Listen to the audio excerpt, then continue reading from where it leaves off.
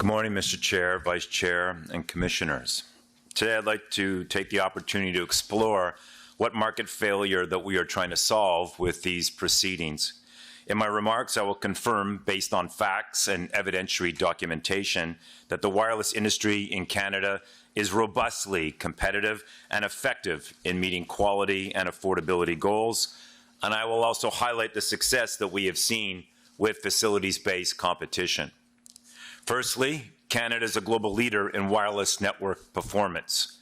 According to the February 2020 Mobile Network Experience Report from UK-based OpenSignal, Canada has the fastest wireless network in the world, behind only South Korea. This is a country that's 1/100th the size of Canada and has already deployed widely 5G technology. It's also worth noting that TELUS's download speed of 75 megabits per second surpasses South Korea's national average download speed of 58.7 megabits per second.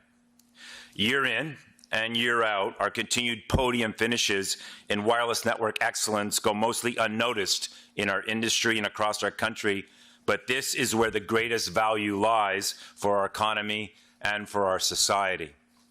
In its December 2019 Speed Test Global Index, US-based Ookla confirmed that networks in Canada, including those in rural communities, are nearly twice as fast as networks in the United States.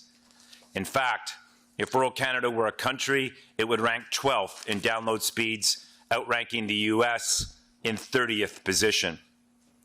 In its 2019 report titled The State of Rural Canada's Mobile Network Experience, OpenSignal found that rural Canada offers faster network speeds than every urban market in the US. Our globally recognized wireless infrastructure and 5G pre-provisioning are underpinned by our fiber network, which is also world-leading in respect of its deployment. In 2019, TELUS's fiber subscriptions increased by 36 percentage points, exceeding the OECD average of 13 percentage points by nearly threefold. And at the end of 2019, 50% of our total fixed broadband subscriptions were on fiber, approximately twice the 26% average of OECD countries. It's also worth highlighting the sobering comparison in terms of fiber leadership in Australia versus here in Canada. Notably, in their government-run program, Australia spent 5,100 Australian dollars per premise to provide citizens with heterogeneous high-speed service, causing a significant liability for government and taxpayers alike. In stark contrast, TELUS has expended circa $2,300 Canadian per premise to provide Canadians with ubiquitous urban and rural high-speed capabilities with no liability to the government and at no cost to taxpayers. Secondly, investments per subscriber in Canada are consistently amongst the highest on a global basis. As Dr. Crandall will attest, Canada has some of the highest levels of investment per wireless subscriber worldwide, with Canada investing twice the European average on a per-subscriber basis. Additionally, Canadian carriers consistently pay extremely high spectrum costs. In fact, our average spend is $340 per Canadian as compared to $200 in the US, $140 in Germany, and $30 in Japan.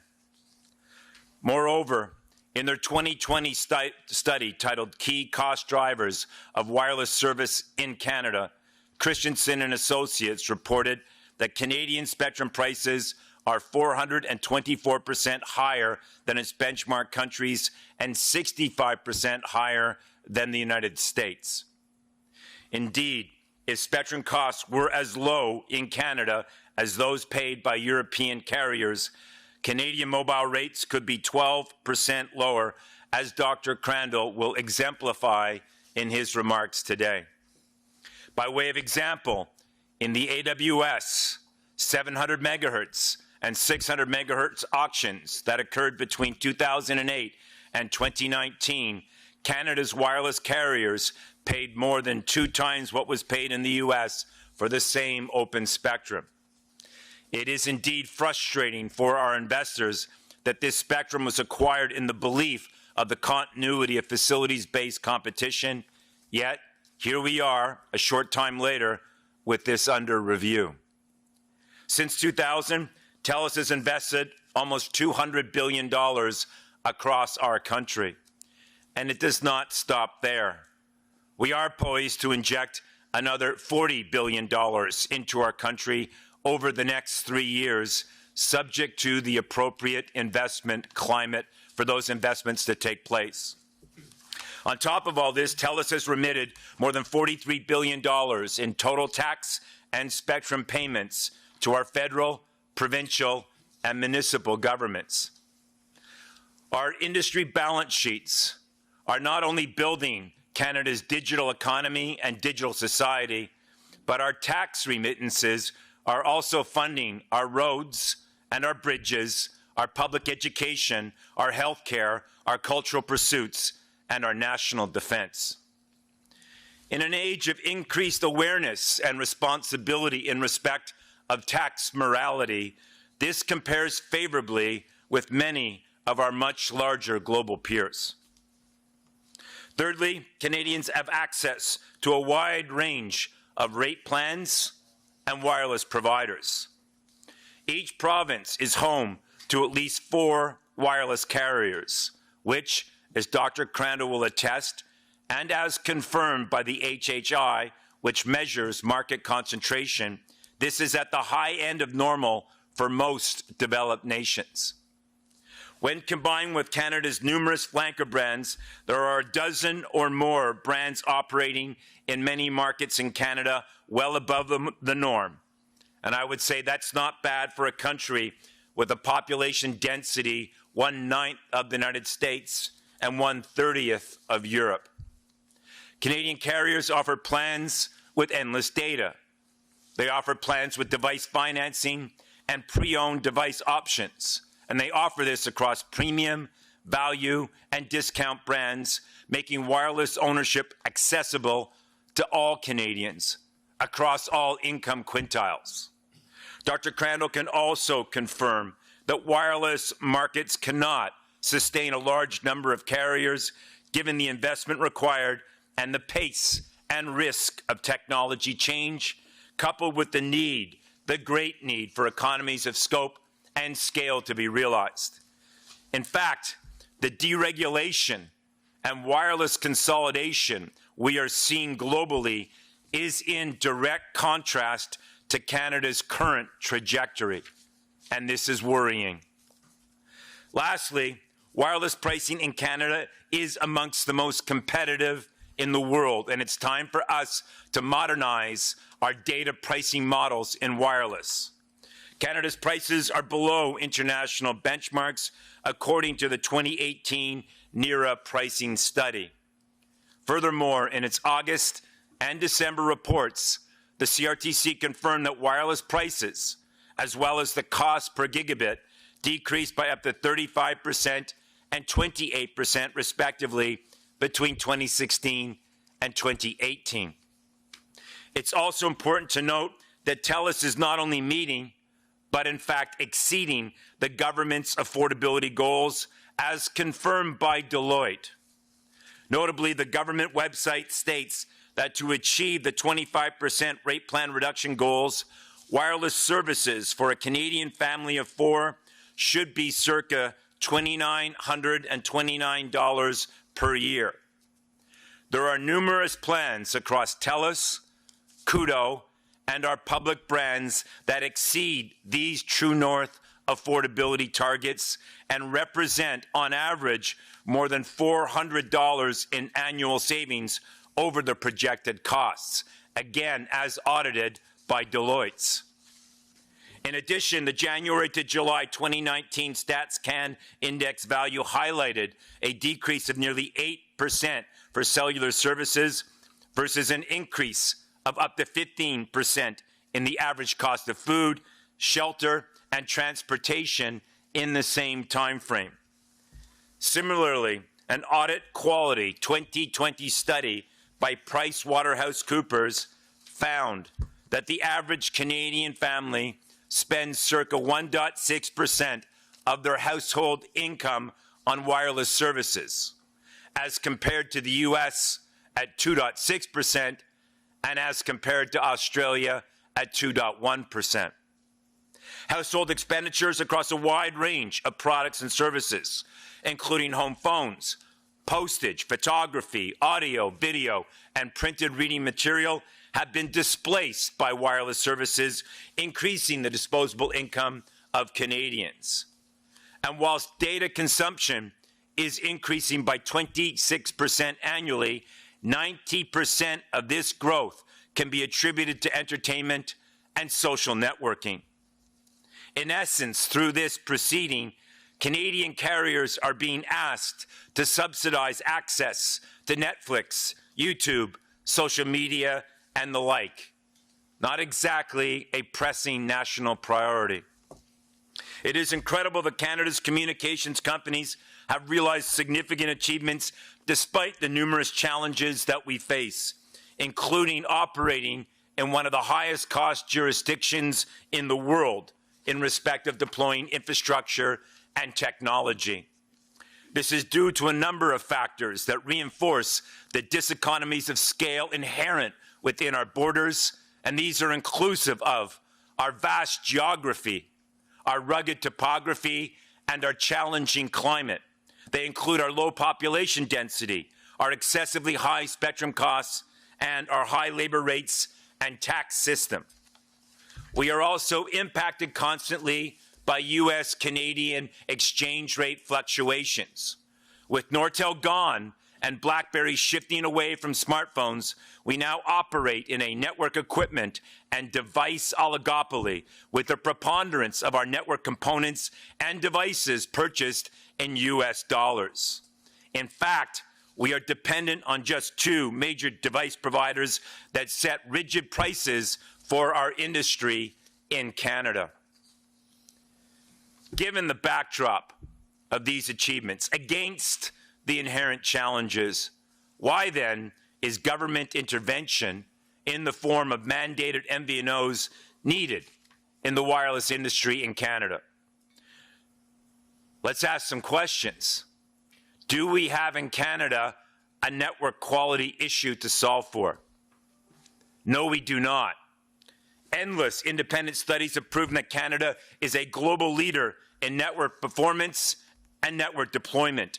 Indeed, the world-leading investment we are making in technology and infrastructure is enabling the diversity, innovation, and competitiveness of our private sector.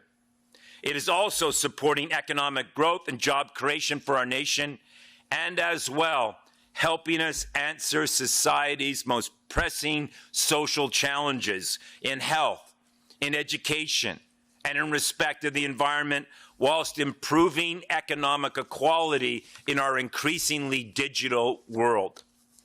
Indeed, our technology leadership and the investments that underpin it drive our country's innovation agenda and the resulting economic and social outcomes that flow from it.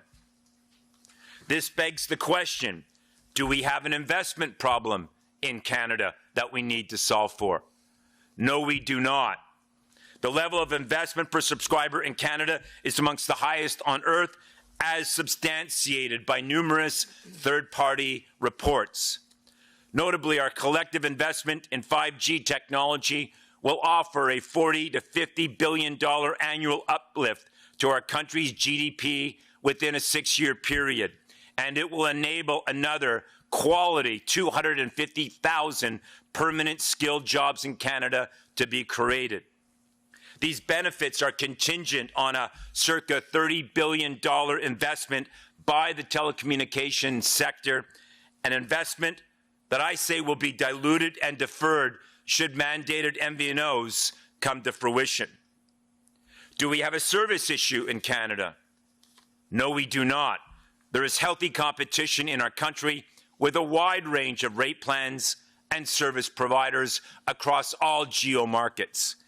In fact, TELUS's consistently world-leading postpaid churn rate of less than 1% demonstrates that a significant number of customers are choosing to stay with TELUS despite the numerous other options that are available to them.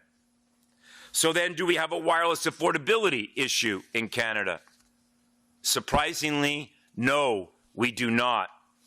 As confirmed by successive third-party studies, wireless pricing in Canada is amongst the most competitive in the world, with our country's unlimited plans ranking best, #1 in the G7, based on speed, latency, accessibility, and yes, pricing.